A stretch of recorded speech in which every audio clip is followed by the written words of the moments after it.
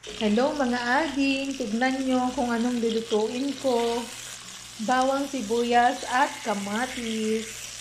Ngayon ilagay ko na ang hipon. Ihalo-halo natin. Lulutuin natin ay adobong sitaw.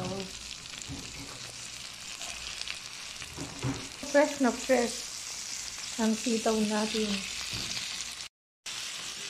Ayan, lagyan ko ng soy sauce.